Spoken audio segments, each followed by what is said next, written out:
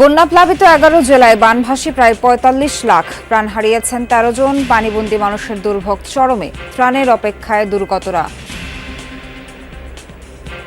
মানুষের খাবারের জন্য যা কিছু আছে সবগুলো তো নষ্ট হয়ে গেছে, আমাদের মধ্যে শুধু আমরা ছাড়া কিছু নাই এখানে। গোমতী হালদার বাঁধ ভেঙে তলিয়েছে বিস্তীর্ণ এলাকা, সেনা বিমান বাহিনী চালাচ্ছে উদ্ধার কাজ। ৭২ ঘণ্টা পর আবহাওয়া পরিস্থিতি উন্নতির পূর্বাভাস। ৫ আগস্ট আদাবরে গুলির ঘটনায় শেখ হাসিনার বিরুদ্ধে আরও একটি হত্যা মামলা। আসামি করা হয়েছে সাবেক এমপি ফেরদৌস, সাকিব ও ব্যারিস্টার সুমনকেও।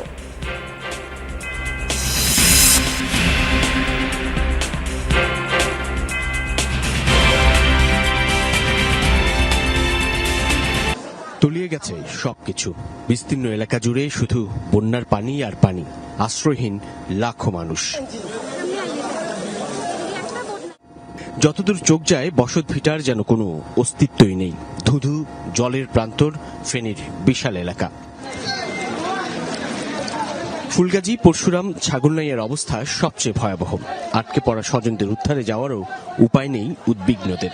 পানির তোরে সেসব এলাকায় যাওয়া যেমন ঝুঁকিপূর্ণ, ঠিক তেমনি উপযুক্ত বাহনও মিলছে না।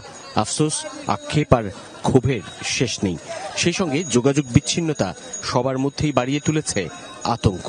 ছোট বাচ্চা না নেওয়া যায়, এদের যদি ইয়া থাকতো, ছোট বাচ্চা থাকতো, ফ্যামিলি থাকতো, তাহলে এটা বুঝতো।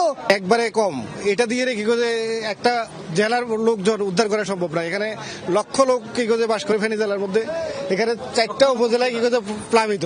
এখন আমাদের পর্যাপ্ত পরিমাণ খাওয়ার দরকার। আপনারা অনুভবপূর্বক আমাদের কাছারি বাজারকে বাঁচান, কাছারি বাজার পাঠানগরকে বাঁচান। আমাদের অনেক বাচ্চারা ইমিডিয়েটলি তারা অনেক অসুস্থ হয়ে গেছে। শুধু শহরতলির বাইরের উপজেলাগুলো নয়, ফেনী মূল শহরও প্লাবিত হয়েছে। সেখানে পানি বাড়ছে প্রতি মুহূর্তেই। ঘরে থাকার জো নেই নিচু এলাকার কারো। নারী ও শিশুদের উদ্ধার করে নিরাপদ স্থান নেওয়া হচ্ছে ভেলায় করে। দেশের বিভিন্ন প্রান্ত থেকে যারা নৌকা বা স্পিডবোট নিয়ে আসছেন, তাদের বেশিরভাগই খুঁজছেন চেনা জানাদের। আমরা পরশুদিন সকালবেলা ফ্যামিলির সাথে সর্বশেষ কথা বলছি, এরপর আর কথা বলা কোনোভাবে সম্ভব হয় নাই। আমার বউ, 2 বছরের একটা ছোট বাচ্চা, মা কোথায় আছে আমরা জানি না।